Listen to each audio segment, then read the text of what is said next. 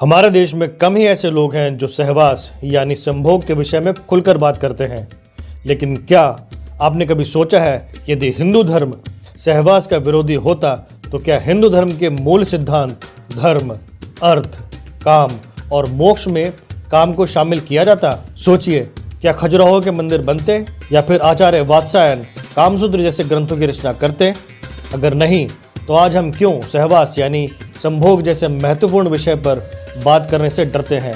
क्योंकि हिंदू प्राचीन नियमों के अनुसार सहवास से वंशावृद्धि, मैत्री लाभ, सहचार्य सुख, मानसिक रूप से परिपक्वता, दीर्घायु, शारीरिक और मानसिक स्वास्थ्य सुख की प्राप्ति हासिल की जा सकती है। आज की युवा पीढ़ी सिर्फ आनंद के लिए एक दूसरे के साथ संबंध स्थापित करते हैं, जबकि वो ये नहीं जानते कि पति और पत्नी के बीच सहवास रिश्तों को मजबूत बनाए रखने का एक आधार होता है, बशर्ते कि उनमें प्रेम हो, काम वासना नहीं। इसीलिए ये जरूरी हो जाता है कि आज की युवा पीढ़ी को सहवास के प्राचीन नियमों के बारे में जानना चाहिए, ताकि उनके रिश्ते आपस में मजबूत हो सकें और उन्हें एक संस्कारवान संतान की प्राप्ति हो सके। तो आइए मित्रों, शुरू करते हैं अपना वीडियो और जानते हैं हिंदू धर्म शास्त्रों में सहवास के बारे में कौन कौन से नियम हैं जिन्हें जानकर लाभ उठाया जा सकता है और दाम्पत्य सुख को और अधिक बढ़ाया जा सकता है। पहला नियम, हिंदू धर्म शास्त्रों के अनुसार मनुष्य के शरीर में व्यान, समान, अपान, उदान और प्राण नाम के 5 प्रकार की वायु रहती है।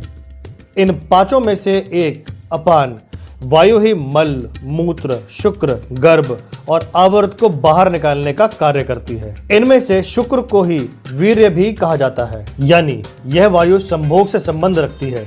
शास्त्रों के अनुसार जब इस वायु की गति में फर्क आता है या यह किसी प्रकार से दूषित हो जाती है तो मूत्राशय और गुदा संबंधी रोग उत्पन्न हो जाते हैं, जिस वजह से संभोग की शक्ति में भी असर पड़ता है। अपान वायु ही स्त्रियों में माहवारी, प्रजनन और यहाँ तक कि संभोग को भी नियंत्रित करने का कार्य करती है। इसीलिए मनुष्य को चाहिए कि वह अपने शरीर में इस वायु को शुद्ध और गतिशील बनाए रखने के लिए अपने उदर यानी पेट को साफ रखे और निश्चित समय पर शौच आदि से निवृत्त हो।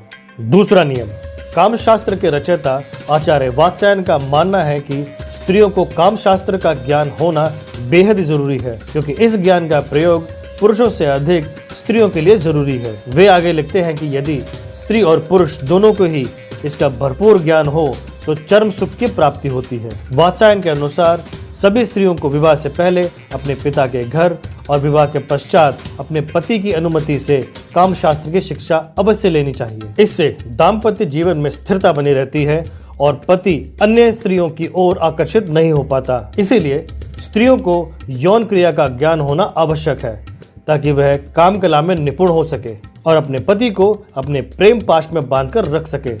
साथ ही आचार्य वात्सायन बताते हैं कि स्त्रियों को अपने किसी विश्वसनीय दाई, विवाहिता सुखी, हम उम्र मौसी या बड़ी बहन, ननद या भाभी जिसे संभोग का आनंद प्राप्त हो चुका हो आदि से बिना किसी लज्जा के सहवास के बारे में शिक्षा लेनी चाहिए। तीसरा नियम, हिंदू शास्त्रों के अनुसार पति पत्नी को अमावस्या, पूर्णिमा, चतुर्थी, अष्टमी, रविवार, संक्रांति, संधि काल, श्राद्ध पक्ष, नवरात्रे, श्रवण मास और ऋतुकाल आदि में किसी भी रूप में शारीरिक संबंध स्थापित नहीं करना चाहिए।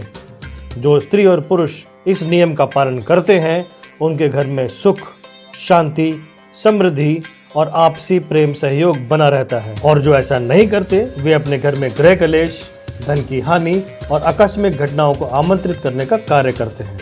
चौथा नियम, हमारे धर्मशास्त्रों में बताया गया है कि रात्रि का पहला पहर यानी रात के 12 बजे तक रति क्रिया के लिए सबसे उचित समय है। इस प्रहर में की गई रति क्रिया के फलस्वरूप धार्मिक, सात्विक, अनुशासित, संस्कारवान, माता पिता से प्रेम रखने वाली, धर्म का कार्य करने वाली, यशस्वी और आज्ञाकारी संतानों की प्राप्ति होती है। भगवान शिव के आशीर्वाद से ऐसी संतानों की आयु लंबी एवं भाग्य प्रबल होता है।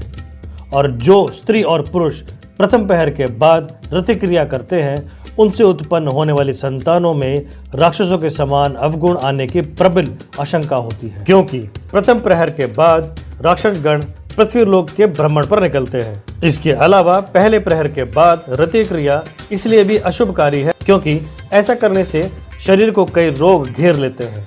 5वां नियम, हिंदू प्राचीन ग्रंथ आयुर्वेद के अनुसार किसी भी पुरुष को स्त्री के मासिक धर्म के दौरान अथवा किसी रोग संक्रमण होने पर उसके साथ संबंध नहीं बनाना चाहिए। यदि वह खुद को संक्रमण या जीवाणुओं से बचाना चाहता है तो सहवास के पहले और बाद में कुछ स्वच्छता नियमों का पालन करना चाहिए। यदि जननांगों पर किसी प्रकार का घाव या दाने हो तो सहवास ना करें। सहवास से पहले शौच आदि से निवृत्त हो लें। सहवास के बाद जननांगों को अच्छे प्रकार से साफ करें या स्नान करें। 6वां नियम, यदि आपकी पत्नी या पत्नी को सहवास करने की इच्छा नहीं है या किसी दिन व्यवहार मित्रवत नहीं है, मन उदास या खिन्न है, तो ऐसी स्थिति में भी सहवास नहीं करना चाहिए। इसके अलावा यदि मन में या घर में किसी प्रकार का शोक हो तब भी संभोग नहीं करना चाहिए। अर्थात पति और पत्नी की मन स्थिति अच्छी हो तभी सहवास करना चाहिए।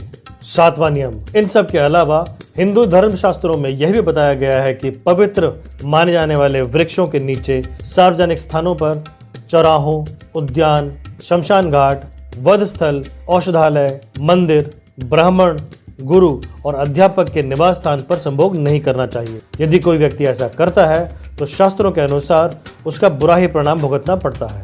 8वां नियम, हिंदू धर्मशास्त्रों में इस बात का भी उल्लेख मिलता है कि किसी भी स्त्री व पुरुष को किसके साथ सहवास नहीं करना चाहिए। दुष्चरित्र, अशिष्ट व्यवहार करने वाली तथा कुलीन पर स्त्री या पर पुरुष के साथ सहवास नहीं करना चाहिए। अर्थात व्यक्ति को अपनी पत्नी या स्त्री को अपने पति के साथ ही सहवास करना चाहिए। नियम विरुद्ध जो ऐसा कार्य करता है वह बाद में जीवन के हर मोड़ पर पछताता है। 9वां नियम, शास्त्रों में यह भी बताया गया है कि किसी भी पुरुष को अपनी स्त्री के साथ गर्भकाल के दौरान सहवास नहीं करना चाहिए। गर्भकाल में संभोगरत होते हैं तो भावी संतान के अपंग और रोगी पैदा होने का खतरा बना रहता है। हालांकि कुछ शास्त्रों के अनुसार 2 या 3 माह तक सहवास करने के लिए उल्लेख मिलता है, लेकिन गर्भ ठहरने के बाद सहवास ना ही किया जाए तो उचित होता है। 10वां नियम, इसके अलावा आचार्य वात्स्यायन द्वारा लिखित कामसूत्र में इस बात का भी वर्णन मिलता है कि मासिक धर्म शुरू होने के प्रथम 4 दिवसों में संभोग से पुरुष रोगाणुओं को प्राप्त होता है। 5वीं रात्रि में संभोग से कन्या, 6ठी रात्रि में पुत्र, 7वीं रात्रि में बाध्य पुत्री, 8वीं रात्रि में संभोग से ऐश्वर्यशाली पुत्र, 9वीं रात्रि में ऐश्वर्यशाली पुत्री, 10वीं रात्रि में संभोग से अति श्रेष्ठ पुत्र, 11वीं रात्रि के संभोग से सुंदर पर संदिग्ध आचरण वाली कन्या, 12वीं रात्रि से श्रेष्ठ और गुणवान पुत्र, 13वीं रात्रि से चिंतावर्धक कन्या, 14वीं रात्रि के संभोग से सद्गुणी और बलवान पुत्र की प्राप्ति होती है, 15वीं रात्रि के संभोग से लक्ष्मी स्वरूपा पुत्री और 16वीं रात्रि के संभोग से गर्भधारण होने से सर्वज्ञ पुत्र संतान की प्राप्ति होती है। इसके बाद अक्सर गर्भ नहीं ठहरता। तो दोस्तों आज की वीडियो में इतना ही। आशा करते हैं कि आपको हमारा वीडियो पसंद आया होगा, और अगर पसंद आया तो प्लीज़ लाइक करें, शेयर करें और कमेंट करके हमें अपने सुझाव ज़रूर लिखें। आप अगर नए हैं हमारे चैनल पर तो प्लीज़ सब्सक्राइब करें, नोटिफिकेशन ज़रूर दबाएं ताकि हमारी आने वाली वीडियोज़ की नोटिफिकेशन आपको टाइम पे मिलते रहे और वीडियोज़ आपसे मिस ना हो जाए।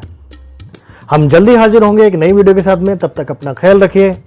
जय हिंद, जय महाकाल।